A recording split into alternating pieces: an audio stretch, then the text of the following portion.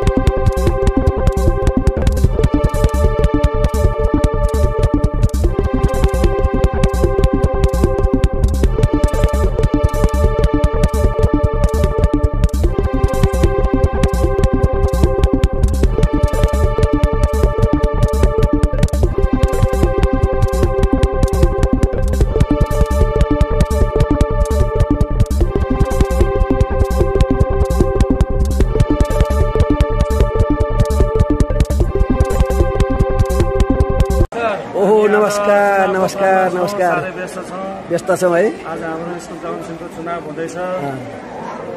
धेरै गर्मी पनि छ, बाध्यता छ। विद्यार्थीलाई पछि गएर यसले के सिकाउने छ? योबाट भोलि गएर राष्ट्रिय राजनीतिमा गएर भोट हाल्दाखेरि हाम्रो राष्ट्रिय चुनाव के छ प्रक्रिया, त्यो प्रक्रिया चाहिँ विद्यार्थीलाई यही प्रक्रिया मार्फत थाहा हुनाले हामीले यो गराएको। स्कुल काउन्सिलको चुनाव पनि भयो, राष्ट्रिय चुनाव पनि विद्यार्थीले थाहा पाउने भएको छ। हस्, धन्यवाद। मेरो सर कस्तो लागिरहेछ अहिले यसमा चुनावमा? खुसी पनि लागिरहेछ। हजुर। र विद्यार्थीले यसबाट के पाठ सिक्ने भयो? विद्यार्थीहरूले त अब के पाठ सिक्छ, धेरै कुरा सिकिन्छ। सर्वप्रथम त अब अनुशासन हुन पनि सिक्छन्। दोस्रो कुरा चाहिँ अब हाम्रो नेपालको जुन संसदीय चुनाव हुन्छ, स्थानीय चुनाव हुन्छ, उक्त चुनावमा कसरी भोट दिने भन्ने कुरा चाहिँ केटाकेटीहरूले प्रत्यक्ष रूपमा आफै गरेर बुझेका छन् र सिक्छन्। त्यही कुरा छ। हजुर हजुर, ल धन्यवाद। मैले यहाँलाई पनि अनुरोध गरेँ। हेलो, सबै ठिक छ? एकदम ठिक छ।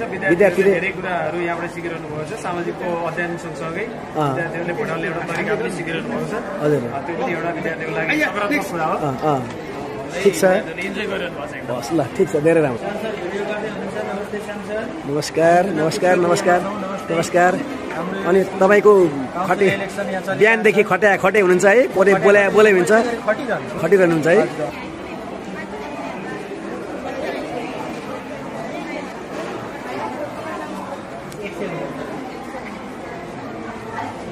भोट दिनलाई तयार भएको हो। आफ्नो राम्रो उम्मेदवारलाई जिताउनु ल।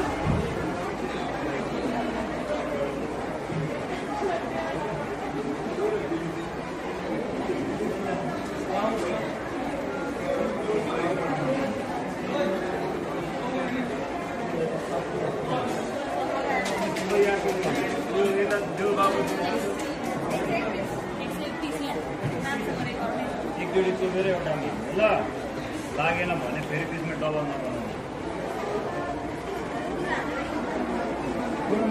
है।